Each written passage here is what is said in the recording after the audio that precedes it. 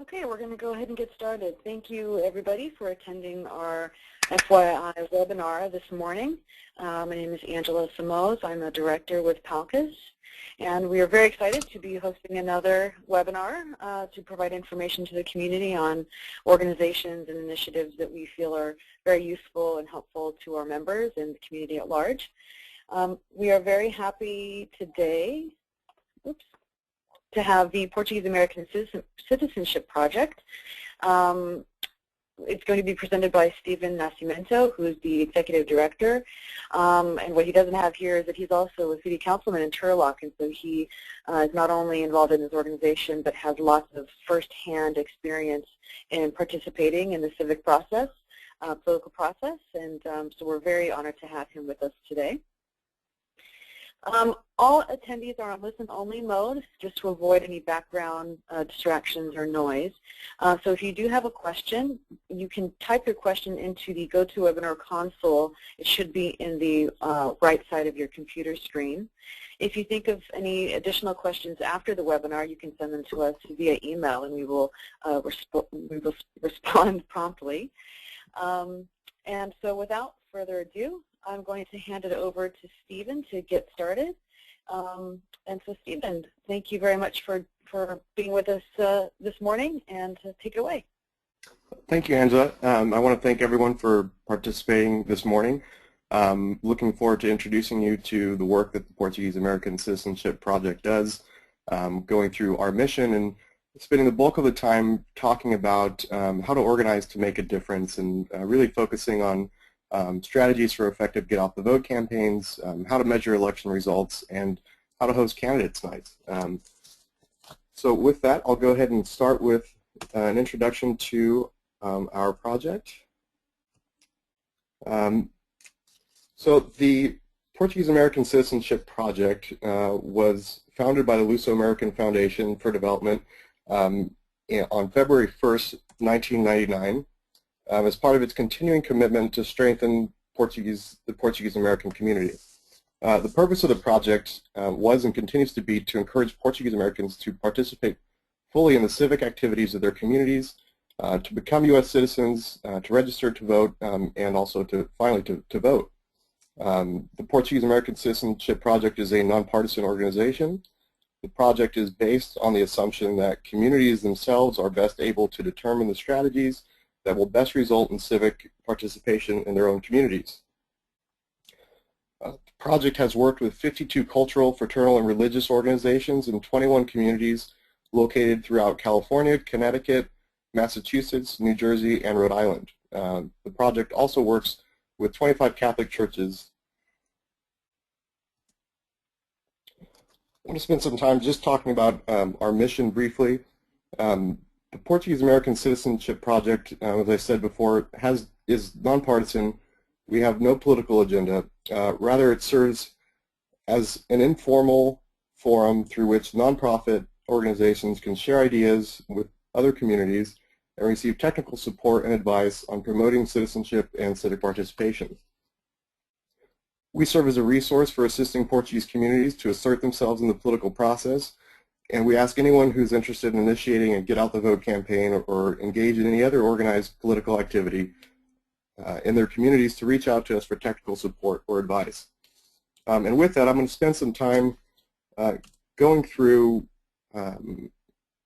we have a document that we have compiled called Organize to Make a Difference, and I want to go through that kind of a step-by-step, 10-step guide and helpful get-out-the-vote campaigns and how to organize effectively in your community.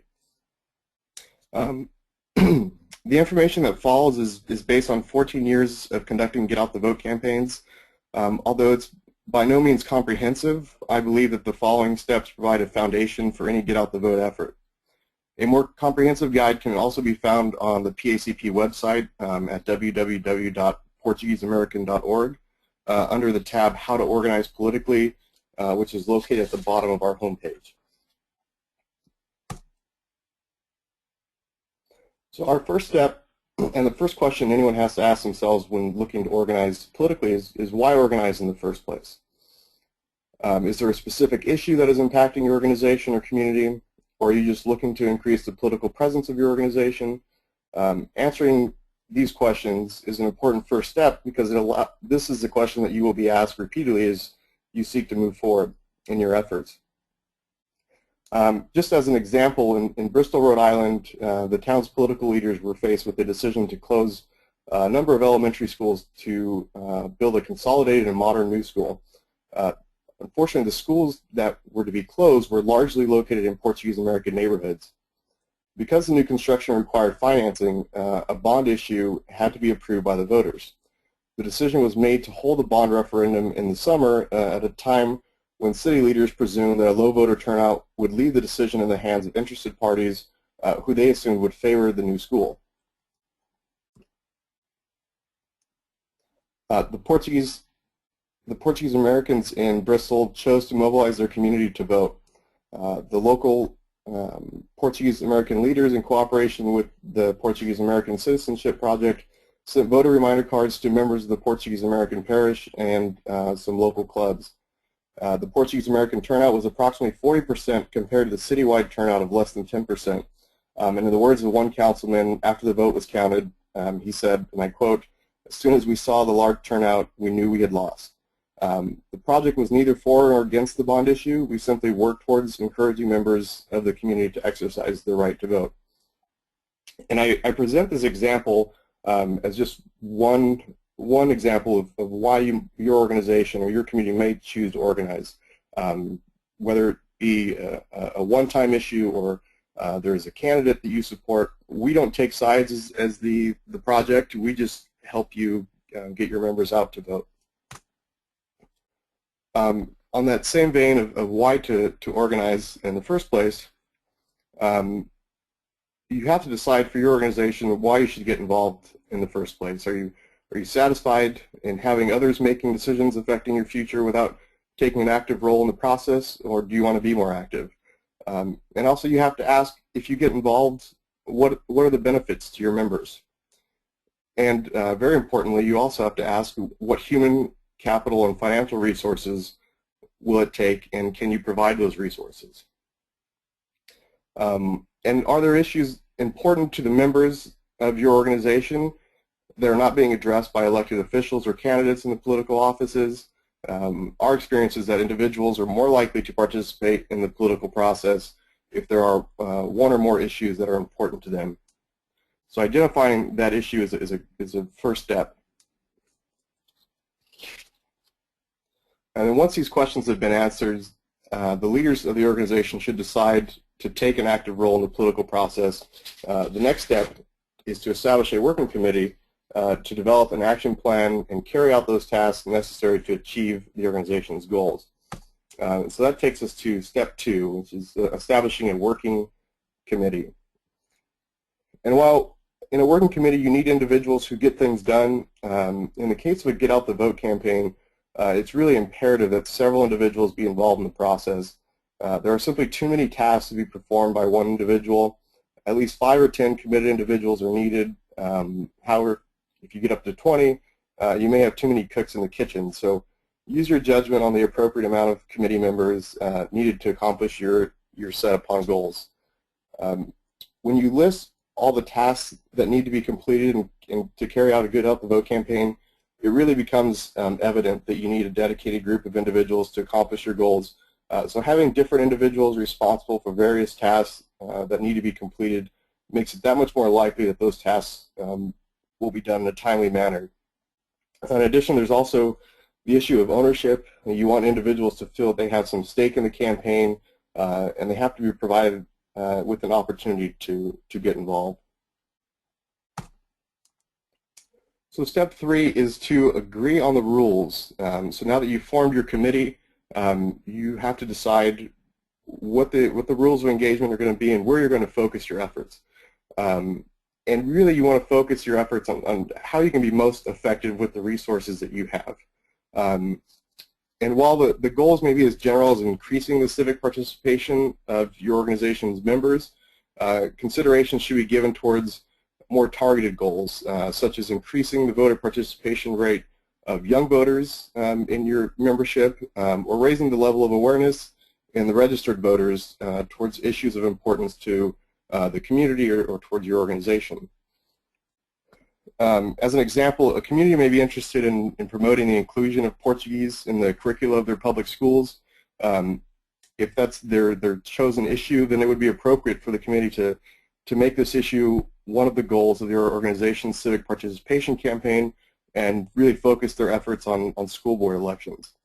And one thing I want to emphasize here is that, we sort of, our motto has been to just assume that over the years political candidates have really come to adopt the most efficient and practical methods of a campaign organization and how to campaign effectively. And a not-for-profit organization should really try to imitate these practices as far as possible. There are certain limitations that we face as nonprofits. The important exception to this, of course, is that the strategy of copying a political campaign is that nonpartisan projects do not have a candidate to support. So a nonpartisan organization essentially conducts a campaign without a candidate, and that really is a good way to view our efforts. As the committee is considering its rules of engagement and organizational structure, it must also select a person to be its spokesperson. As Jim Brittle, a well-known political activist, once stated, a campaign without a spokesperson is just a well-intentioned mob. So it's very important to select a spokesperson who you believe will represent your organization well.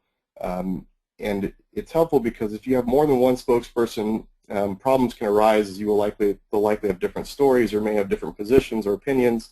In any campaign, situations change, and it's important that one spokesperson be responsible for communicating the message so that it will remain consistent throughout the campaign. So think long and hard about who your spokesperson would be and make sure that they are consistent throughout the campaign. We move on to step 4, which is a very important step, and that is to announce the organization's campaign to increase civic participation or involvement. Once the organization has established the goals and rules of engagement for its civic participation campaign, the next step should be to develop and implement a comprehensive plan to communicate with the organization's members and the broader community. There are a variety of effective ways to inform the organization's members about the organization's efforts to increase its membership, its members' civic involvement. Some organizations choose to send individual letters to their members. Other organizations use their own newsletters, local media, social media, or a combination of all those.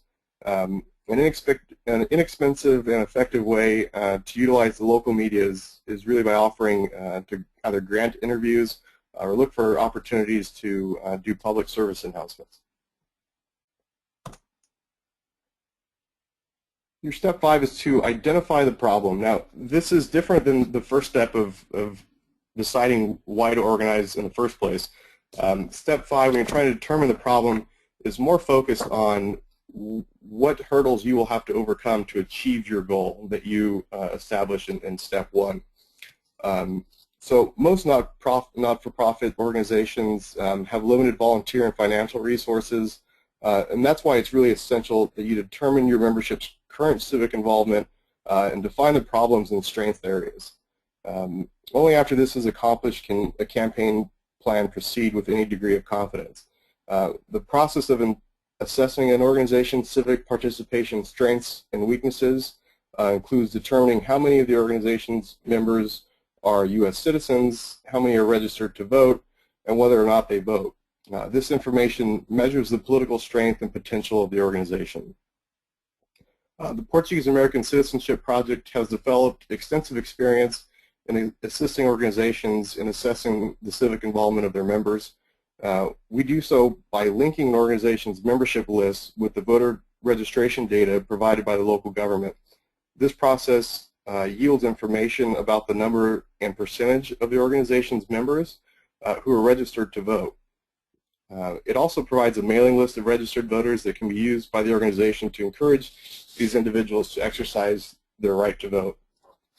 Additionally, the analysis will yield information about the percentage of the organization's members who have voted in specific elections, and it will also show which age groups have the highest percentage of voter turnout and which age groups have the lowest percentage of voter turnout. Once this information has been gathered, the leaders of the organization have the information they need to decide where to focus their resources and maximize the participation of their members. Step 6 is to establish a calendar of events. Once the organization has decided to participate in a campaign to increase civic participation of its members, it is important to establish a calendar of events so that the agreed upon tasks will be accomplished by the election date. The calendar of events should not only specify the tasks to be completed and by when, but also who is responsible for completing the specific tasks. When establishing a calendar of events, it is imperative that you do so by working backwards from the date of the election, and be sure to make notes of important deadlines that are applicable to your particular campaign. The Portuguese American Citizenship Project has been working with organizations throughout the United States to prepare mailer voter registration or voter reminder cards. On this slide, I've included a timeline that we use to complete and mail voter reminder cards as an example of a calendar of events. A true calendar of events would likely include many more tasks and deadlines, and it's important that you identify one member of your committee who is responsible for keeping everyone on task and ensuring that, that deadlines are met. So our next step is to move forward with conducting a nonpartisan Get Out the Vote campaign. And in this effort, an accurate and up-to-date database is key to the success of any Get Out the Vote campaign. I really can't stress that enough. The databases, having an accurate and up-to-date database will really have an impact on the success of your campaign. The leaders of nonprofit organizations must have accurate information to carry out these campaigns. The use of databases provides accurate and inexpensive information that can be valuable resources for an organization to conduct a Get Out the Vote campaign, which are well within its financial and volunteer capabilities. The process of comparing an organization's membership list with a registered voter list provides critical information that allows the organization to carry out an effective Get Out the Vote campaign. The first piece of information that is created is an accurate list of the organization's members who are registered to vote. Further analysis allows one to find out who amongst the organization's registered voters are actually turning out to vote. The reports by age group can also be prepared to determine the percentage of voters in each age group who have voted in past elections and are most likely to participate in upcoming elections.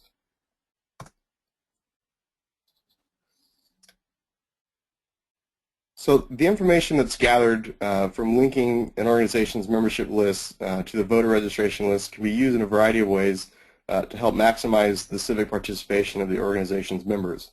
The list can be used to send correspondence. If an organization has decided to promote civic participation, it can send letters to unregistered voters encouraging them to register to vote.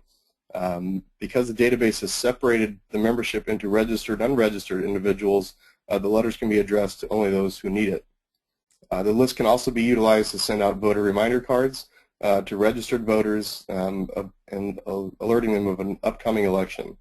The cards can be constructed also to inform the registered member of his or her polling location. This is very helpful, especially when it comes to older voters.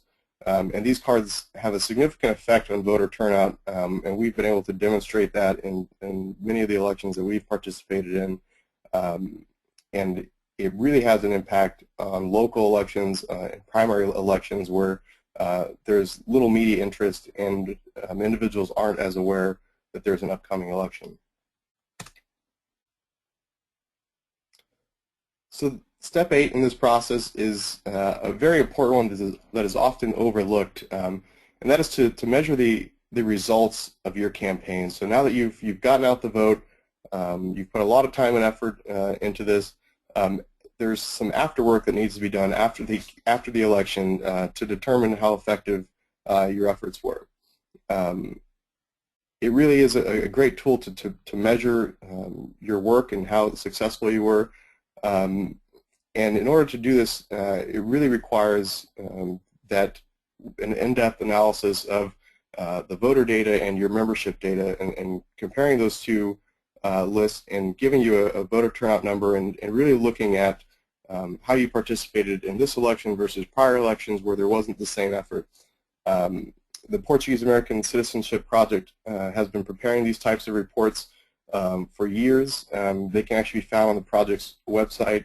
Again, that's PortugueseAmerican.org. And these reports really are critical to assessing an organization's effectiveness and determining how an organization can be more effective in its future efforts. And the reality is you want to know if the costs, the human capital, and the financial support that you're putting behind these campaigns, whether or not they're effective. Because if they aren't effective, then you really need to change your game plan, or you may decide that it's not worth the effort. On the contrary, what we found is a lot of times these types of efforts have a significant impact, and these reports are really helpful in just tweaking the strategy and going after maybe younger voters who didn't turn out as high as we had hoped. It really allows you to really refine your strategy. So step 9 is to host a candidates night, and you may be wondering why this is step 9 and it didn't happen before the election.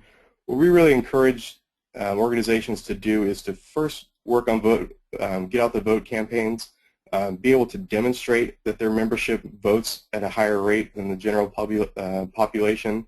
That gives them some political clout and allows them to really be in a position to hold a candidates night. So the candidate night is sort of the next step, in that it would probably happen in the next election cycle after your get out the vote campaign.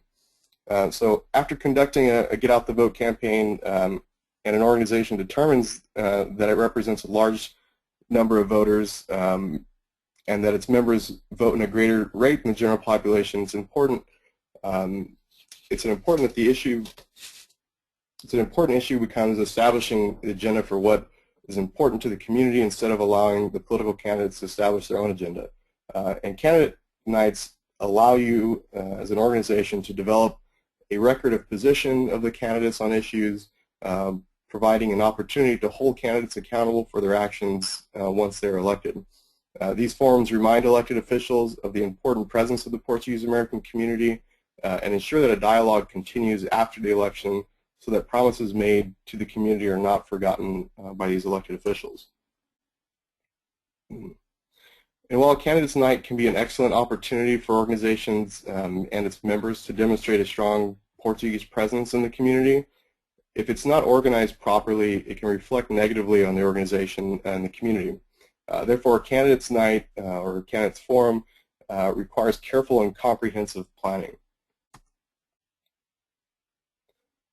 Since not-for-profit organizations are prohibited from conducting political partisan efforts, when organizing a candidates night, some care must be taken not to violate IRS standards that can jeopardize the organization's not-for-profit status. The IRS looks at the following factors to determine whether a candidates forum is considered nonpartisan. All legally qualified candidates are invited to participate. The questions are prepared and presented by an independent nonpartisan panel or moderator. The topics discussed cover a broad range of issues of interest to the public. That each candidate has an equal opportunity to present his or her views on the issues discussed, and the moderator does not comment on the questions or otherwise make comments that imply approval or disapproval of any of the candidates. So it's very important that we adhere to these rules when hosting a candidates night. Now I could spend another 30 minutes just on candidates nights, but for the sake of time, I try to narrow it down to a short list of things to consider when hosting a candidates night, and a more in-depth guide for those who are interested is available on the Portuguese American Citizenship website. So some things to consider when holding a candidates night. The first is timing. At what point in the election cycle do you want to hold a candidates night? Before a primary election or after, perhaps just prior to the election or several weeks before. I will say that the later candidate nights tend to be a little bit more fraught with sort of aggression. At that point, the candidates may be getting a little bit desperate, so I would advise that you hold it a little bit at least 4 to 6 weeks prior to the election to try to allow for the candidates to be a little bit more civil with one another. You also want to consider a date and time that will allow the greatest possible attendance at the candidates night. It's been our experience that weekday evenings tend to work best. You have to determine how you want to go about asking questions. Will the questions be decided ahead of time, or will they come from the audience? Our experience is that a combination of the two work best. I would suggest starting with questions of importance to the organization or the community that is hosting the candidates night, and then allow written questions to be submitted to the moderator from the audience. I really would suggest you do not allow the audience to ask questions directly. Audience members can attack candidates in that type of forum, and that's really not conducive to creating an environment that allows candidates to express themselves openly and not feel defensive. Which gets us to our guidelines or rules of engagement. You have to decide whether or not any of the questions will be provided to the candidates ahead of time. If you do decide to provide questions ahead of time, make sure that they're provided to all the candidates at the same time. How much time will each candidate be given to respond to each question? Are the candidates allowed to engage one another or simply respond to the questions asked? The rules of engagement should be made clear to each candidate at the time they are invited to the forum and announced by the moderator before the first question is presented, just so that everyone is clear on the rules of engagement. Publicity is very important. A candidate's true audience at any debate or forum is really the media. If there will be no media present, you may find that you also have no candidates present. Candidates are looking to reach out to as many potential voters as possible. A large media presence is a great selling point to get candidates interested in participating in your candidates night. Just a quick word on logistics. You'll have to select a location that is conducive to the environment you are trying to create. It's really up to each organization to decide what that environment should be.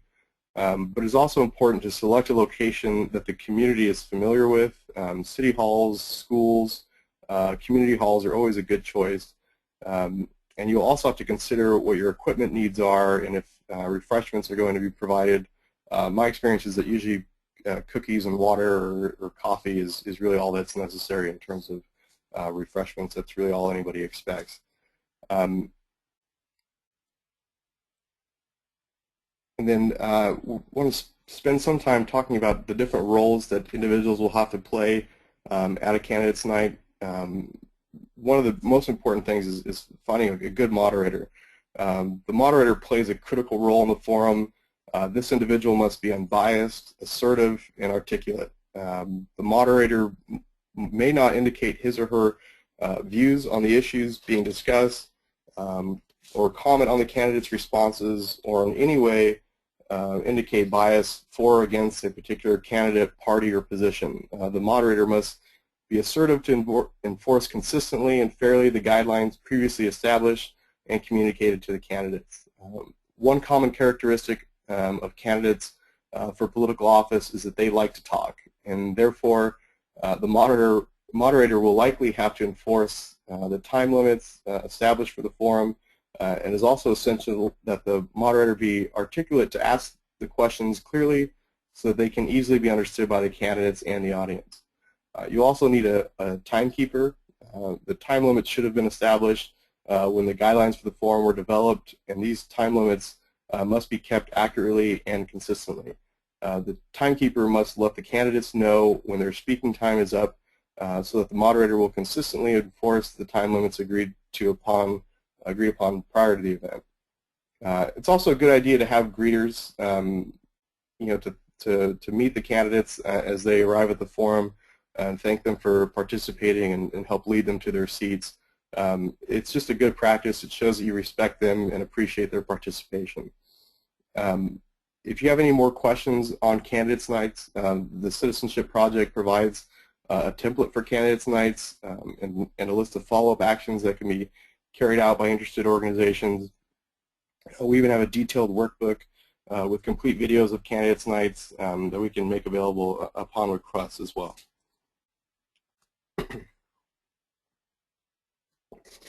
So step 10 is to follow up. Now this is a very important step that often gets overlooked. After a candidate's night, there's some immediate benefits to the community because it allows the audience to be informed about the candidates' positions and helps frame the issues. But there's an additional benefit to be gained when there's proper follow-up to a forum. Our experience suggests that the proceedings of a candidate's night should be recorded for later review. This really allows the committee members to document each promise made by candidates at some future date, perhaps midway through the candidate's term, and then you can send a follow-up letter to the, from the organization asking about the progress toward fulfilling these promises. Just to kind of give you an overview of how that would work, after reviewing the tape and the promises made, members of an organization should contact the offices of the elected official and ask for the current status of projects or policies the candidate had promised to undertake. And then after a reply from the candidate's office, a list of promises and their current status should be compiled into some sort of brief report and shared with the organization or the broader community. And before you do that, it's really important to make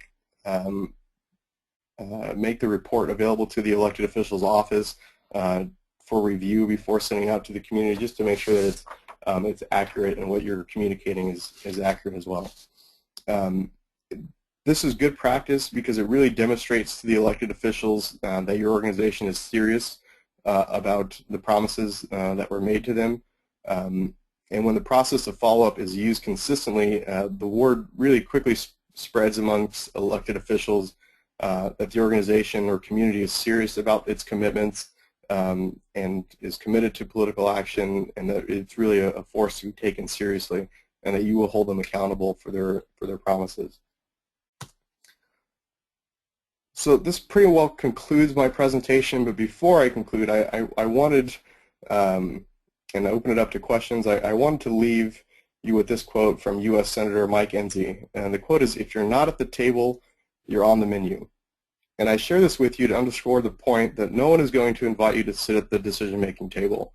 If you want to make sure that the things that are important to your organization or your community do not end up on the menu of cuts or forgotten promises, you must assert yourself and demand a seat at the table. And with that, I'm happy to entertain any questions that anyone might have. Thank you so much, Stephen. That was excellent information. And this last quote, I think, really hits home with our community, because I think as a community we are typically a very quiet people. We never want to cause a fuss or anything like that. So I wonder, before I get to the questions being asked by our attendees, what's been the experience like in in convincing our community members that it is okay to voice your opinion and demand something that's going to benefit your community, or say, no, we don't like that, or don't close that school, or something like that? Has that been a challenge, or have people been pretty responsive to the idea of making their voice heard? It really depends on the community. My experience is that in certain communities it's a larger challenge than in others.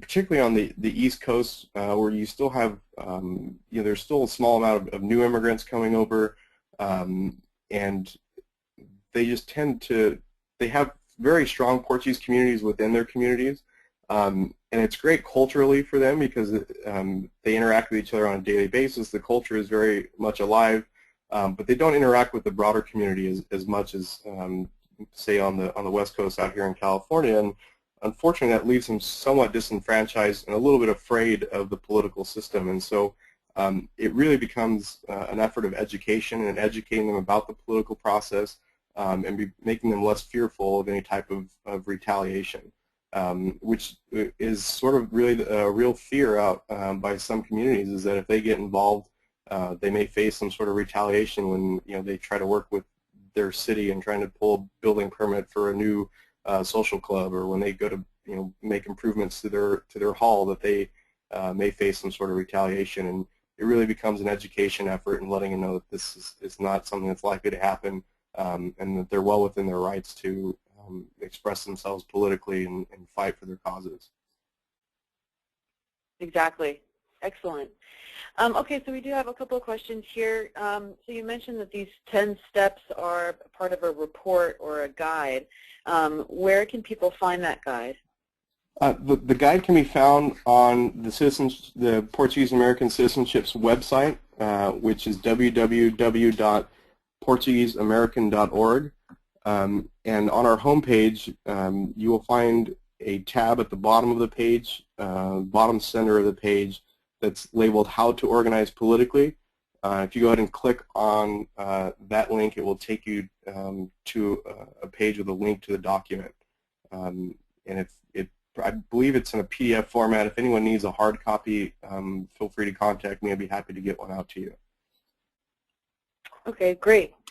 And then one of your steps mentioned compiling results of the election or any other sort of survey, I guess, that you would do as part of your campaign, and then provide that information to your local elected officials. Do you happen to have any examples of such reports that people could follow as a template? Because a lot of people, this would be the very first time they're ever doing something like this, so having a guide would be helpful. Do you have any of those that we could also provide?